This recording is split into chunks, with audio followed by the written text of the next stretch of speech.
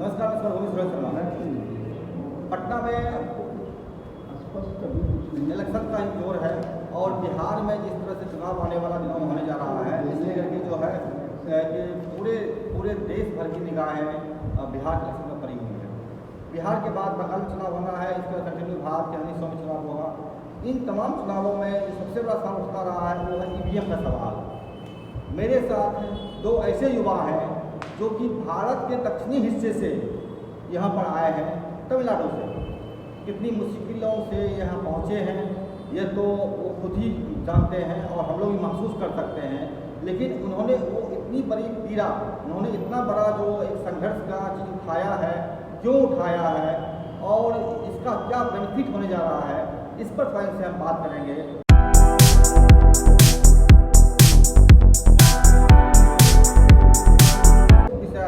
EVM को लेकर के, ईवीएम का सवाल सबसे बड़ा सवाल है।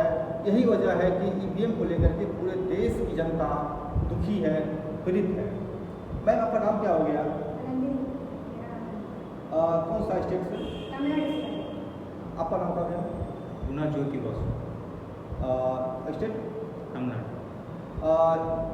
ज्योति बसु एक्चुअली हिंदी नहीं बोल सकते हैं, अंग्रेजी में बात करते हैं और इसलिए करके उससे अलग से बात करेंगे। लेकिन मेरे साथ नंदनी है जो टूटी फूटी हिंदी इस्तेमाल करती हैं और अपनी टूटी फूटी भाषा में ही आपको, हमको और देश बिहार के लोगों को जगाने के लिए एक कोशिश करने के लिए यहाँ पहुँची है। मैम, ये ईवीएम का सवाल जो आप लेकर के आज प्रोग्राम घूम रहे हैं, लोग मिल रहे हैं, तो ईवीएम हटाओ का सवाल क्यों उठा रहे हैं? जबकि हमारा चुनाव आयोग बोलता है कि ईवीएम भगवान जैसा है, इसमें टेम्पर्ड नहीं हो सकता है, क्यों? ईवीएम में गड़बड़ी होती है, पूरे भारत का लोग जानते हैं ईवीएम में गड़बड़ी होती है। चुनाव आयोग बीजेपी के हाथ में है, बीजेपी के मोदी के हाथ में है चुनाव आयोग। देश में निष्पक्ष चुनाव होना चाहिए, इसलिए ही हमारे पूर्वजों ने हमारे स्वतंत्रता प्राप्त की। उस स्वतंत्रता आज करप्ट हो गया है, मोदी के कारण, बीजेपी के कारण, आरएसएस के कारण। पूरे दुनिया में 195 देशों बैलेट पेपर से भी चुनाव कराते हैं। विकसित देश भी, अमेरिका, ब्रिटेन, फ्रांस जैसे विकसित देश भी बैलेट पेपर से ही निष्पक्ष चुनाव कराते हैं। लेकिन भारत में ईवीएम से गड़बड़ी करके हमें वोट देने का अधिकार को छीन गया है।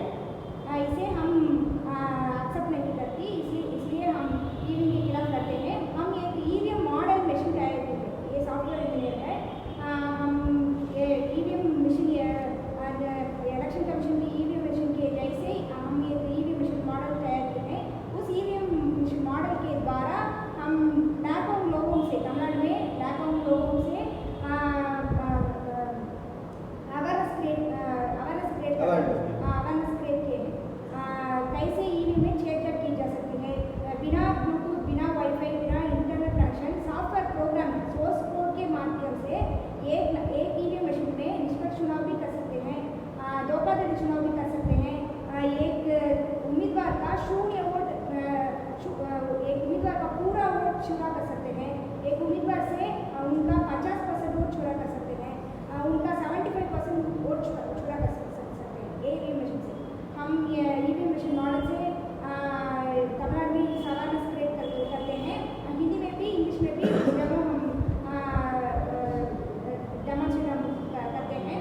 उस डेमो लिंक भी हम इस लेटर में देते हैं। आप देख लीजिए, हिंदी में भी है, यूट्यूब में, इंग्लिश में भी है, तमिल में भी है। इसलिए हम ईवीएम मशीन को हटाना चाहिए। इंडिया में बीजेपी को शासन से हटाना चाहिए। पहला ईवीएम मशीन को हटाना चाहिए, फिर से हम बीजेपी को हटाना चाहिए। मैं बता दर्शकों को, इन्होंने बताया है कि ये जो ईवीएम में किस तरह से हैक होता है, धोखाधड़ी किस तरह से होती है, इसके लिए इन्होंने बाकायदा एक डेमोन्स्ट्रेशन किया है और ये डेमोन्स्ट्रेशन के लिए इन्होंने यूट्यूब का इस्तेमाल किया है और यूट्यूब का एक लिंक है जो मैं आपको लगा दूंगा यहाँ पर, जिसको आप देख सकते हैं आगे जा करके। तो एक चीज़ बताइए मैम कि जिस तरह से ईवीएम की बात हो रही है, आप सड़कों पर लोगों के बीच में अवेयरनेस करने के लिए घूम रहे हैं, आप दोनों युवा, बहुत ही अच्छी पहल हो सकती है ये, लेकिन सरकार बोलती है कि अगर आपको ईवीएम से दिक्कत है तो सुप्रीम कोर्ट जाइए ना, सुप्रीम कोर्ट में क्यों नहीं? हाँ, हम 2024 से पहले, मैं वकील हूँ, 2024 से पहले हम सुप्रीम कोर्ट में एक पिटीशन दाखिल किए हैं, दायर किए हैं। उसमें हम बहुत एविडेंस देंगे। तमिलनाडु में 173 कैंडिडेट्स को तमिलनाडु में एक इलेक्शन में 2022 में 2022 में एक इलेक्शन में 173 कैंडिडेट्स को 173 कैंडिडेट्स को उम्मीदवारों को 0 वोट मिले, शून्य वोट ही मिले। इस बहुत बड़ा एविडेंस है, ईवीएम में गड़बड़ी होने का बहुत बड़ा एविडेंस है। उस एविडेंस को हम सुप्रीम कोर्ट में दायर किए, लेकिन सुप्रीम कोर्ट 2024 से इस वर्ष तक हमारे पिटीशन को नहीं उड़ाते। मैंने अभी उस पर बात नहीं, ठीक है, मैं समझ गया। डिलीवरी डेट हो गया, सुप्रीम कोर्ट इस मामले सुप्रीम पर Court is still sitting on that, they have not deliberated. Supreme Court इस सवाल को मतलब ध्यान नहीं दे पा रही है, सुन नहीं रही है, और लगता है कहीं कहीं सुप्रीम कोर्ट भी इनके तहत मतलब बागेंड है मोदी सरकार की तरफ से, कि ये भी चीज़ दिखता है। मेरा सवाल मैम रहेगा, आप ईवीएम की बात कर रहे हैं, अगर बैलेट पेपर जब बैलेट पेपर था यहाँ पर, तो तब भी जो है बूथ का लूट होता था, मतलब गुंडे आते थे और बैलेट पेपर को अपना छाप करके डाल देते थे और इस तरह से जितना था, सूजी में निकलना लोग बोलते थे। तो आप ईवीएम लाइए या बैलेट पेपर लाइए, लूट तो बराबर ले दोनों में, तो अंतर क्या है? पहले बैलेट पेपर हुए समय गुंडास 10% 10% या 20% इस तरह गड़बड़ी किए, लेकिन आज 100% गुंडास, बीजेपी गुंडास पूरा ईवीएम को कैप्चर करते हैं, और हमारे ध्यान के अलावा हमारे ध्यान के बिना, without our knowledge, they are doing लोग जानकारी वगैरह भी आप इसको हैक कर लेते हैं। If you are conducting election in paper ballot, if they capture booth, the local people will know. The voters will know that they won by capturing the booth. The politicians will know. And even the own party members know that they have fraudulently won the election. But now they say everything is legitimate. But they are stealing, they are changing the votes of one party to another party, but no one will know. They triumph, they say that we have won by people's mandate, but they are not winning by people's mandate. They are winning by manipulation. But no one knows.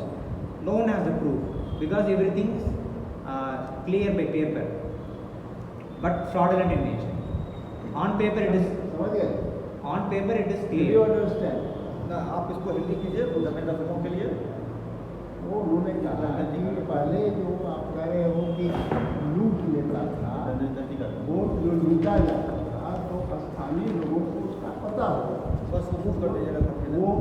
वो जानते थे कि फला लोगों ने लूटा, तो वो 10% 20% तक लूट होता। आज 100% लूट और किसी को पता भी नहीं है, बिल्कुल, क्योंकि वो मशीन के जरिए वो लूट हो रहा है, तो उसको किसी को पता भी नहीं लगेगा और ये सारा खेल हो रहा है। बिल्कुल। एंड मैं आपसे सुनूंगा, मैं पूरा सुनूंगा। मैं थोड़ा क्योंकि मेरा हिंदी चैनल है और हिंदी भाषी लोग हैं, समझ में चाहता हूँ। इन्होंने जो कुछ कहा था, साथी जो है अरुण जी, उन्होंने इसको अनुवाद किया था इसको। मेरा में एक सवाल रहेगा कि मेरा सवाल रहेगा कि आप ईवीएम की बात कर रहे हैं, बैलेट पेपर की बात कर रहे हैं। अभी जो चुनाव आयोग है, चुनाव आयोग खुद ही जो मोदी सरकार है अपने मर्जी से तय करते हैं। 3 मेंबर्स में से 2/1 का हिसाब से सिलेक्शन होता है। जो दो को बोलेगा एक मोदी जी हैं और एक मोदी जी के मंत्रिमंडल हैं और एक जो आपको विपक्षी नेता है। CBI को निकाल दिया गया, सुप्रीम कोर्ट को निकाल दिया गया बीच में से। तो अब तो जो भी कर रहे हैं मोदी जी कर रहे हैं, तो मोदी जी जिनको भी चुनाव आयोग का बनाएंगे चीफ, तो वही कर रहे हैं, तो इसको कैसे लगिएगा आप?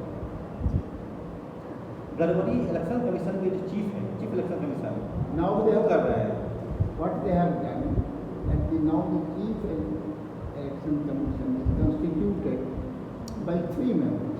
Okay. 2 members of BJP and 1 from opposition. So they have the majority. So they can do anything. They can give the name of their own person and he will be elected. So this is the problem. So they can do anything. That is the problem. That is the problem. बताइए। BJP सरकार हर चीज़ पर गड़बड़ी कर रही है। फिर election में भी गड़बड़ी, इलेक्शन में भी ये गड़बड़ी करते हैं। चीफ इलेक्शन कमीशन खुद ही जो है That is true. That is BJP true. के साथ है, हाँ। कैसे लड़ेंगे इससे आप? That is They true. have made this change. They have made this change only recently. Yes. But even before making this change of electing the election commission only with BJP support, Yeah. there is EVM manipulation. We have proof that even during 2019 parliamentary election there is EVM manipulation. We have collected the vote share details, vote percentage details. I can prove that even without BJP's men as chief election commissioner, they can do manipulation because there is an independent director of Bell, ECA, one of the companies. Independent director is a BJP man. They have even captured the company that manufactures the EVM. The election commission is alone not the problem. The company, the one which manufactures the EVM is also the problem. इन्होंने क्या इन्होंने बताया इन्होंने बताया कि ये जो अभी चुनाव कमीशन में जो नया शुरू हुआ है नए ढंग से, इसके पहले भी ये काम होता था और इनके जो खास लोग थे इलेक्शन कमीशन में वो ये काम करते थे। इनके जो डायरेक्टर थे वो खुद जो ये कंपनी मैन्युफैक्चर करती है ईवीएम, उसके साथ जुड़े हुए। तो ये जो काम है ये एक लगातार बहुत ही संगठित ढंग से ये काम हो रहा है ईवीएम को मैनिपुलेट करने के लिए। ऐसा नहीं है कि इलेक्शन कमीशन जो नया रिकन्स्टिट्यूट हुआ है तो उसी से खाली खतरा है, ये पहले से भी हो रहा था। जब पहले भी इस तरह का इलेक्शन कमीशन था तो उसमें भी जो उनके लोग थे वो यही काम करते थे। This is what is it.